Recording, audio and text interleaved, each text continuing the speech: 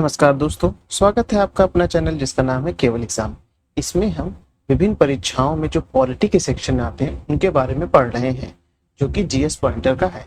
आज का जो विषय हमारा है वह आप देखेंगे राज्यपाल है। इससे पहले हमने उच्चतम न्यायालय, राष्ट्रपति, मंत्रिपरिषद, लोकसभा, राज्यसभा, विभिन्न समितियां सबके बारे में पढ़ चुके हैं। आज जो है हमारा वह राज्यवार चलने वाला है, जिसमें सबसे पहले देखेंगे राज्यपाल के बारे में देखेंगे। तो चलिए प्रारंभ करते हैं, लेकिन उससे पहले अगर आपने अभी तक हमारे चैनल को सब्सक्राइब नहीं किया, सब्सक्राइब कर लीजिए। वीडियो अच्छा लग रहा हो तो लाइक करिए और अपना सुझाव देने के लिए कमेंट भी करिए। ध्यान रखिए, जल्द ही आप देखेंगे कि 16 तारीख को आपको 16 जून को यूपीएससी है। फिर उसके बाद यूपी पीसीएस के बारे में अभी न्यूज़ ये आ रही है कि वह जो है जुलाई या अगस्त फर्स्ट वीक में या जुलाई लास्ट वीक में पेपर करा लेंगे। और 14 जुलाई को ही आप उत्तराखंड पीसीएस देखेंगे। फिर आपका देखेंगे उत्तर प्रदेश जो कांस्टेबल पुलिस वाला परीक्षा रद्द हुई थी उसकी परीक्षा होगी। और साथ ही साथ आप देखेंगे आरओ की परीक्षा भी सितंबर तक हो जाएगी, यानी 3 महीने में 4 से 5 परीक्षाएं होने की संभावना है। तो उसमें जो है हम पॉलिटी जो आता है सब में कॉमन सब्जेक्ट आता है, तो उसको ध्यान से पढ़ना है। आज जो हम पढ़ रहे हैं राज्यपाल। राज्यपाल क्यों इंपॉर्टेंट है कि आप देखेंगे तमिलनाडु केस, केरल में केस देखेंगे, और साथ ही साथ आप देखेंगे कि इस वर्ष दिल्ली में भी ऐसे बहुत से विवाद उत्पन्न हुए हैं जिसमें राज्यपाल की भूमिका पर प्रश्न उठे हैं। तो राज्यपाल ऐसा सेक्शन है जो हमारे लिए इंपॉर्टेंट हो जाता है। तो चलिए प्रारंभ करते हैं। संविधान के मसौदे में निर्वाचित राज्यपाल के प्रावधानों की मूल योजना को छोड़ दिया गया था, क्योंकि इसका तात्पर्य था एक दूसरा निर्वाचन। निर्वाचित राज्यपाल अपने को मुख्यमंत्री से बड़ा मानता, राज्यपाल को संसदीय प्रणाली के अधीन ही कार्य करना था। तो ये बात आप ध्यान रखिएगा। अब है राज्य सरकार का कार्यकारी अध्यक्ष संवैधानिक प्रमुख कौन होता है? राज्यपाल होता है। जैसे आप देखेंगे केंद्र का कार्यकारी अध्यक्ष जो होता है वह राष्ट्रपति होता है, वैसे राज्य के लिए राज्यपाल होता है। राज्यपाल की नियुक्ति कौन करता है? भारत का राष्ट्रपति करता है। किसी राज्य में राज्यपाल की नियुक्ति संविधान के अनुच्छेद किस अनुच्छेद के तहत होती है? अनुच्छेद 155 के तहत आप देखेंगे राज्यपाल की नियुक्ति होती है। तो इसको ध्यान रखिएगा, अनुच्छेद 155 आप ध्यान रखिएगा। जम्मू एवं कश्मीर के उप राज्यपाल की नियुक्ति करता है कौन? भारत का राष्ट्रपति।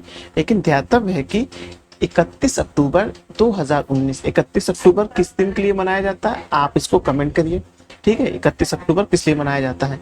में जून में जम्मू एवं कश्मीर, लद्दाख को अलग अलग केंद्र शासित प्रदेशों में बन चुके हैं। और इस समय लद्दाख जो है, लेह जिला जो है उसका, वह पूरे भारत का सबसे बड़ा जिला बन चुका है। ये भी ध्यान रखिएगा। भारत में संघ राज्यों का प्रशासन होता है कैसे? राष्ट्रपति द्वारा होता है। जो संघ के जो राज्य होते हैं उनका प्रशासन कैसे होता है? उनका प्रशासन आप राष्ट्रपति के द्वारा देखेंगे। लोग अक्सर इसमें उपराज्यपाल टिक करने का प्रयास करते हैं, तो इस प्रश्न को ध्यान रखिएगा। संघ राज्य क्षेत्रों का प्रशासन किसके द्वारा होता है? राष्ट्रपति के द्वारा होता है। केंद्र शासित प्रदेश लद्दाख के प्रथम लेफ्टिनेंट गवर्नर कौन थे? राधा कृष्ण माथुर थे। वर्तमान में लद्दाख के लेफ्टिनेंट गवर्नर कौन है? बी.डी. मिश्रा। 19 फरवरी 2023 तक के लिए तो यही है, ध्यान रखिएगा। और वर्तमान में जब आप एग्जाम देने जाइएगा तो इसको एक बार अपडेट करिएगा। क्यों? क्योंकि वहां देखेंगे इस समय लद्दाख में बहुत ज्यादा प्रोटेस्ट चल रहे हैं और काफी दिनों से वहां पास अनशन पे लोग भी बैठे थे, तो हो सकता है इस बार ये प्रश्न फिर से रिपीट कर ले। भारत के एक राज्य के राज्यपाल से संबंधित सही कथन है क्या है? उसकी आयु कम से कम 35 वर्ष होनी चाहिए। वह एक से अधिक राज्यों का राज्यपाल हो सकता है। ये बात सही है कि 2 राज्यों या एक से अधिक राज्यों का राज्यपाल एक ही हो सकता है। संविधान के अनुच्छेद जो भारत में राज्य के एक राज्यपाल के रूप में एक व्यक्ति की नियुक्ति की योग्यता निर्धारित करते हैं, वह अनुच्छेद जो है 57 है, 157 है, जो उनकी योग्यता है। राज्यपाल की योग्यता जो है 157 में है। राज्यपाल नियुक्त हो सकता है किसमें है? ये 155 में लिखा हुआ है। राज्यपाल के संबंध में सही कथन क्या है? राज्यपाल अपना पद ग्रहण करने से पूर्व शपथ लेना या प्रतिज्ञान करेगा। राज्यपाल उच्च न्यायालय के मुख्य न्यायाधीश या उसकी अनुपस्थिति में ज्येष्ठतम न्यायाधीश के समक्ष जो है शपथ या प्रतिज्ञान करेगा। शपथ या प्रतिज्ञान की प्रक्रिया भारतीय संविधान के अनुच्छेद 159 में है। 155 में क्या है? राज्यपाल के लिए कि एक राज्यपाल होगा। 167 में राज्यपाल में क्या योग्यता होनी चाहिए, 35 वर्ष की आयु होनी चाहिए, भारत का राज्यपाल भारत का एक नागरिक होना चाहिए, ये होनी चाहिए। फिर जो है वह जो अपने शपथ प्रतिज्ञा करेगा वो जिस राज्य में जो वो राज्यपाल बन रहा उस राज्य के उच्च न्यायाधीश के माध्यम से वो शपथ लेगा। यह आर्टिकल किसमें है, 159 में है। राज्यपाल इस बार बहुत हॉट टॉपिक है, तो आप ध्यान रखिएगा बहुत ज्यादा, क्योंकि सुप्रीम कोर्ट ने भी इस पर टिप्पणी की थी, तो इसको एक बार आप अच्छे से पढ़िएगा। राज्यपाल को पद की शपथ ग्रहण करवाता है, कौन करवाता है, उच्च न्यायालय के मुख्य न्यायाधीश करवाता है, लेकिन इसकी नियुक्ति कौन करता है, वह राष्ट्रपति करता है। इसी भारतीय राज्य के राज्यपाल से संबंधित सही कथन है, क्या सही कथन है देखेंगे, वह भारत के राष्ट्रपति द्वारा नियुक्त होता है, बात सही है। वह एक से अधिक राज्यों का राज्यपाल हो सकता है, ये भी बात सही है। सामान्यतः वह 5 वर्ष तक पद ग्रहण करता है, यह संविधान में नहीं है, लेकिन एक बात ध्यान रखिएगा, वो सामान्यतः 5 वर्ष के लिए पद ग्रहण करता है, लेकिन राष्ट्रपति चाहे तो कभी भी उसको उस पद से हटाकर उसे दूसरे राज्य में कहते हैं एक प्रकार से हस्तांतरित कर देता है। राष्ट्रपति की इच्छा अनुसार वह पद पर रहता है, हाँ ये बात भी सही है। राष्ट्रपति चाहेगा तो उसे कभी दूसरे राज्य का भी राज्यपाल बना सकता है या तो उसे हटा भी सकता है। उसमें राज्य की कार्यपालिका शक्ति निहित है, बात सही है। जैसे केंद्र में कार्यपालिका शक्ति निहित है राष्ट्रपति में, वैसे राज्य की कार्यपालिका शक्ति निहित है, आप देखेंगे राज्यपाल में है। सही कथन है, भारत के संविधान में राज्यपाल को उनके पद से हटाने हेतु कोई भी प्रक्रिया अधिकृत नहीं है, ये बात सही है कि जो राष्ट्रपति को जैसे हटाने के लिए आप देखेंगे कि उसमें आप देखेंगे महाभियोग की प्रक्रिया है, लेकिन राज्यपाल के लिए उसे हटाने के लिए कोई भी प्रक्रिया का उल्लेख नहीं है, ये बात बहुत अच्छे से ध्यान रखिएगा। अब है राज्यपाल के संबंध में सही कथन है, क्या सही कथन है कि किसी राज्य के राज्यपाल के विरुद्ध उसके पदावधि के दौरान किसी न्यायालय में दंडी कार्रवाई संस्थान नहीं होगी, बात सही है, दंडी कार्रवाई नहीं होगी। किसी राज्य के राज्यपाल की परिलब्धियों और भत्ते उनकी पदावधि के दौरान कम नहीं किए जाएंगे, ये बात अंडरस्टूड है, सब लोग इस पर सही टिक कर सकते हैं। जब एक ही व्यक्ति को 2 या 2 से अधिक राज्यों का राज्यपाल नियुक्त किया जाता है तो उस राज्यपाल के संदेह उपलब्धियों और भत्ते होंगे कैसे, उसे उन राज्यों के बीच ऐसे अनुपात में आवंटित किया जाएगा जैसे राष्ट्रपति आदेश द्वारा अवधारित करे। मतलब कि जो 2 राज्य मतलब एक ही व्यक्ति अगर 2 राज्य का राज्यपाल बनता है तो उसकी जो वेतन आएगा दोनों राज्य से आएगा, लेकिन किस राज्य से कितना % आएगा इसका निर्धारण जो है राष्ट्रपति करता है। हो सकता है प्रश्न बनाते हो कि यहाँ लिख दे कि ये संसद करता है या उच्चतम न्यायालय के उच्च न्यायाधीश करता, तो गलत हो जाएगा, वो राष्ट्रपति ही जो होता है वह निर्धारित करता है। किसी राज्य के राज्यपाल को 2 दी गई विवेकाधीन शक्ति कौन कौन सी है, वह है भारत के राष्ट्रपति को राज्यपाल शासन अधिरोपित करने के लिए रिपोर्ट भेजेगा, राज्य विधानमंडल द्वारा पारित कतिपय विधेयक को भारत के राष्ट्रपति के विचारों के लिए आरक्षित कर देगा, जैसे ये लिखा हुआ ना। इसी के कारण जब तमिलनाडु ने दिल्ली ने कई अपने जब विधेयक पास किए तो उसने क्या किया, वहां के राज्यपालों ने जो है राष्ट्रपति के लिए आरक्षित कर दिया, 2-2 साल के लिए आरक्षित कर दे रहे हैं कि उनकी परामर्श के बाद। ऐसे में क्या होता है, जो जनता के लिए जो उचित नीतियां बननी रहती हैं तो उसमें ढिलाई आती है। तो इसी को लेकर तमिलनाडु, केरल और दिल्ली के और पंजाब के भी यहाँ तक कि वहाँ सुप्रीम कोर्ट गए, तो सुप्रीम कोर्ट ने अपने बताया कि राज्यपाल को जो है अपने जो राज्य की मंत्रिपरिषद उसके विवेक के अनुसार चलना चाहिए, इस तरह का निर्णय आया। फिर उसी को कुछ फेर बदल करके दिल्ली में कुछ बदलाव किए गए, वो भी आप देख लीजिएगा, वो करंट का विषय है।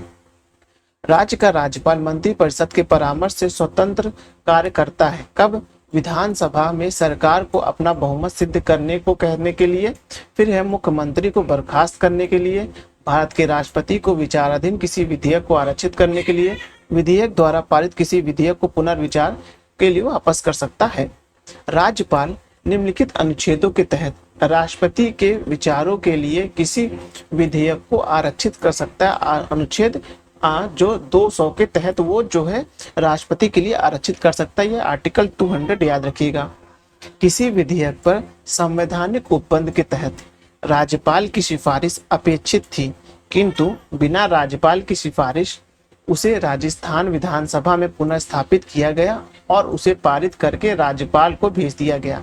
ये है कि जहां राज्यपाल अनुमति देता है तो वहीं अधिनियम अविधिमान्य हो गया है। भारतीय संविधान के किस अनुच्छेद के तहत राज्यपाल को विधानमंडल में विश्रांति काल के अध्यादेश प्रख्यापित करने की शक्ति प्राप्त हुआ है? अनुच्छेद 213। क्या है? मतलब अध्यादेश, मतलब ये विश्रांति काल का तात्पर्य ये होता है, इतना ध्यान रखिए, जब सत्र ना चल रहा हो, बस ऐसे जो भयावह शब्द देकर जो है क्वेश्चन को गलत करने की संभावना बढ़ती है। लेकिन अगर आप अध्यादेश ही सिर्फ देख लेंगे तो आपको पता है अध्यादेश जो आता है वो 213 के माध्यम से राज्यपाल लाता है, और 123 के माध्यम से आप देखेंगे आर्टिकल तो वो राष्ट्रपति लाता है। किसी राज्य के राज्यपाल द्वारा पारित ऑर्डिनेंस का अनुमोदन होगा आवश्यक है कब? राज्य की विधायिका के द्वारा। अब है राज्यपालों के संदर्भ में सही कथन है। क्या सही कथन है? एक राज्य की विधायिका का अंग होता है, वह राज्यों के उच्च न्यायालय के न्यायाधीश की नियुक्ति नहीं करता है, उसके पास आपातकालीन शक्ति नहीं है। आपातकालीन शक्ति के लिए बोलता है, मतलब वो सिफारिश देता है राष्ट्रपति को कि आप इस राज्य में कहते हैं आपातकालीन शक्ति को लागू कर सकते हैं, लेकिन वह खुद या स्वयं नहीं लगाता है। उन्हें विधेयक पारित करने में कुछ सदस्यों को मनोनीत करने का अधिकार भी है। विधान परिषद में जाहिर सी बात, जहाँ जहाँ विधान परिषद है वहां पास वो जो है अपना कुछ सदस्यों को मनोनीत भी कर सकते हैं, जैसे राष्ट्रपति राज्यसभा में करता है। राष्ट्रपति और राज्यपाल पर उनके किसी भी कार्यों के लिए न्यायालय में मुकदमा नहीं चलाया जा सकता। गलत है ये पहला वाला। किसी भी कार्य के लिए जो आप देखेंगे सिविल मामले के लिए चलाया जा सकता है, लेकिन दीवानी मामले के लिए नहीं चलाया जाता है। राष्ट्रपति पर महाभियोग चलाया जाता है और राज्यपालों को असंवैधानिक कृत्यों के करने के पदच्युत किया जा सकता है। तो बात सही है। तो जो ए वाला कथन है वो गलत है और आर वाला सही है। अब सही कथन है, राष्ट्रपति या राज्यपाल को शासकीय कार्यों के लिए विधिक कार्यवाही की उन्मुक्ति है। बात सही है। कोई न्यायालय राज्यपाल को किसी कर्तव्य पालन के लिए विवश नहीं कर सकता, ये भी बात सही है, बस अपना एक सुझाव दे सकता है। किसी राज्य की किसी राज्यपाल को व्यक्तिगत कार्य हेतु सिविल कार्यवाही लाने के लिए 2 माह पूर्व लिखित सूचना देना आवश्यक है, ये भी बात सही है। आपको अगर सिविल मामले में किसी चीज का बात अगर कोर्ट तक जाती है तो आपको 2 महीना पहले ही राज्यपाल को सूचित करना पड़ता है। अब है राज्यपाल के वेतन और भत्ते दिए जाते हैं कैसे? कंसोलिडेटेड फंड ऑफ इंडिया, यानी कि राज्य की संचित निधि से। तो वो जिस राज्य का राज्यपाल रहेगा उस राज्य की जो संचित निधि रहेगी वहां से उसको वेतन मिलेगा। फिर जब वो दूसरे राज्य में चला जाएगा तो वो दूसरी जगह से उसको वेतन मिलेगा। लेकिन जब रिटायरमेंट के बाद पेंशन मिलती है इनको, ये जो केंद्र की जो सरकार है उसके माध्यम से मिलता है। तो ये ध्यान रखिएगा आप। राज्यपाल उत्तरदायित्व होता है किसके प्रति? राष्ट्रपति के प्रति। ये बहुत इंपॉर्टेंट है, अक्सर लोग इसमें टिक कर लेते हैं। राज्य की विधानसभा के प्रति होता है, जो कि गलत है। जो राज्यपाल होता है वो उत्तरदायित्व होता है किसका? देखेंगे राष्ट्रपति का होता है। भारत के राष्ट्रपति की इच्छा तक ही पद पर बना रह सकता है, राज्यपाल बना रह सकता है। भारत के संविधान में महाभियोग चलाने का प्रावधान नहीं है। किसमें? राज्य के राज्यपाल के विरुद्ध नहीं है। महाभियोग केवल और केवल जो है वह जो संविधान में लिखा है वह भारत के राष्ट्रपति के लिखा है। लेकिन वहीं जब सर्वोच्च न्यायालय के न्यायाधीश को हटाना हो तो उनकी एक प्रक्रिया है जो 1969 में प्रारंभ हुई थी, उससे भी महाभियोग कहते हैं। लेकिन याद रखिएगा संविधान में महाभियोग शब्द केवल और केवल आप देखेंगे वह जो है राष्ट्रपति के लिए है, राज्यपाल या उच्च न्यायालय के न्यायाधीश के लिए नहीं है। अब है स्वतंत्र भारत के किसी राज्य की सर्वप्रथम महिला राज्यपाल बनी तो कौन? सरोजिनी नायडू बनी थी, उत्तर प्रदेश की बनेगी। ये भी प्रश्न बनेगा उत्तर प्रदेश की प्रथम जो राज्यपाल कौन थी? तो सरोजिनी नायडू थी, ये भी ध्यान रखिएगा। पश्चिम बंगाल की प्रथम महिला राज्यपाल कौन थी? तो पद्मजा नायडू थी, ये भी ध्यान रखिएगा। मध्य प्रदेश के राज्यपाल राम प्रकाश गुप्ता, राम नरेश यादव, डॉक्टर बलराम जाखड़े और डॉक्टर भगवत दयाल शर्मा में से हरियाणा के मुख्यमंत्री रहे कौन रहे थे? भगवत दयाल शर्मा रहे थे। ये हरियाणा से संबंधित प्रश्न है। मध्य प्रदेश के राज्यपाल HV पटस्कर, निरंजन नाथ वाचू, फिर सत्यनारायण सिन्हा और KC रेड्डी में से वे जो भारत के संविधान के सभा के सदस्य नहीं रहे थे वो थे निरंजन नाथ वाचू थे।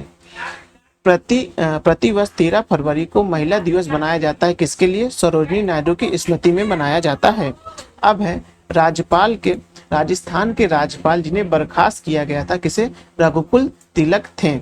अब है नवसृजित केंद्र शासित प्रदेश जम्मू और कश्मीर के प्रथम जो उपराज्यपाल थे वो गिरीश चंद्र मुर्मू थे।